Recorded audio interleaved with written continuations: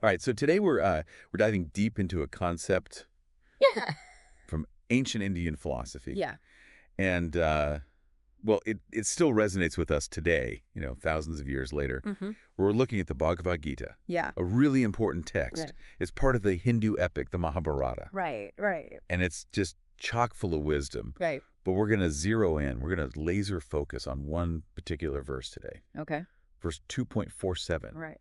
which deals with some really big ideas: Mm. duty, action, and attachment to results. Mm. Like what happens because of our actions. Big stuff. Foundational, really. I mean, these questions, they've been with us forever, haven't they? Since the dawn of time, humans have been grappling with this stuff. Yeah. Well, let's hear it. Let's hear the verse. Verse 2.47 of the Bhagavad Gita says, "You have the right to perform your duties, but never to the fruits of your actions.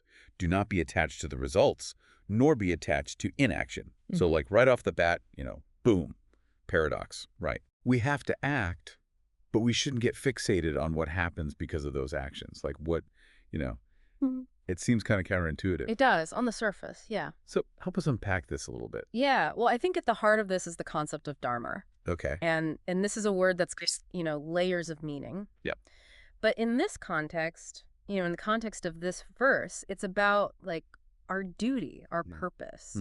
What are we meant to do? Yeah. What are the actions that are aligned with, our unique role in the universe? Yep. And the Gita is saying, focus on fulfilling your dharma. That should be the main thing. Okay. Don't get bogged down worrying about the results, whether they happen or not. So fulfilling our duty is like top priority. Yes. But I mean, how do you detach from the desire to see results? Right. Isn't that part of like what motivates us? Of course, it's natural to want to see your efforts, pay off. Right. But think of it this way. Imagine like a potter, okay? They're, at their wheel, they're carefully shaping the clay. Their dharma is to bring their skill and their focus and their creativity to that process. They're striving for excellence in each step. But ultimately, like the final form of the pot, it can be influenced by things that are outside their control. Right. Totally. Like the kiln temperature. Exactly. The kiln temperature. Or like, I don't know, humidity or something. Yeah, there's so many factors, right? Yeah. So I think that's what, this verse is getting at. It's about, really zeroing in on the process, instead of just fixating on the outcome. Okay. I'm starting to see. It's like, yeah.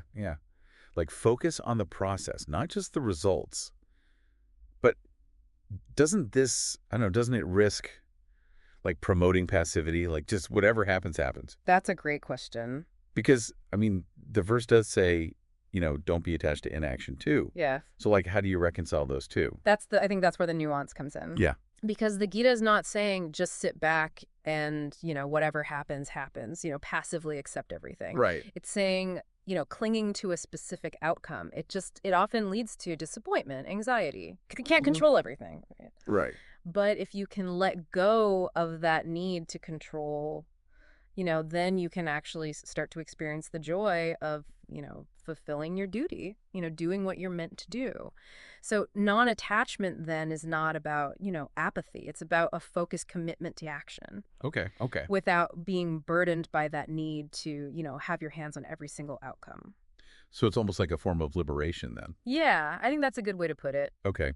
But can you give me an example of like how this philosophy would play out in like real life? Yeah, totally. So let's think about a doctor, right? Okay. They're deeply committed to their patient's well-being. Yeah. So, their dharma, their duty is to, apply their knowledge and expertise and their compassion to each case. And they want to provide the best possible care. Yeah.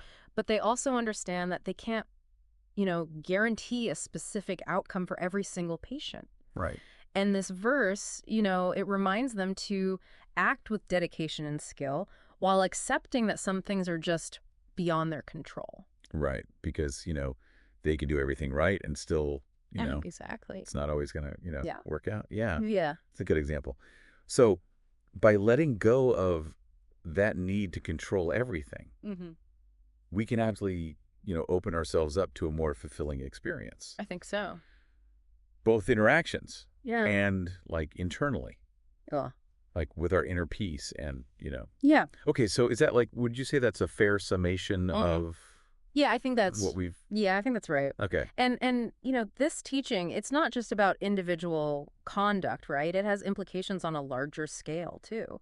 I mean, think about how this concept of dharma plays out in, societal structures, Right. like the roles people take on. Because the Bhagavad Gita really highlights this interconnectedness of everything.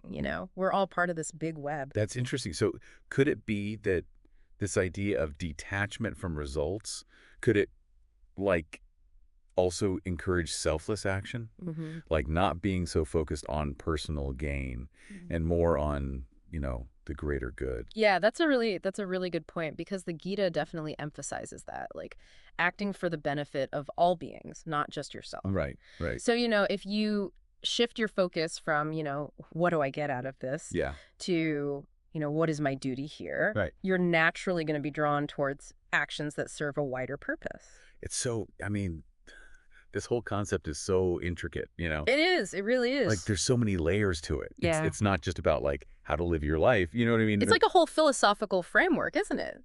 Yeah. It's like, it's this way to, it's like a lens to look at, look through at life and, all the complexities. Absolutely.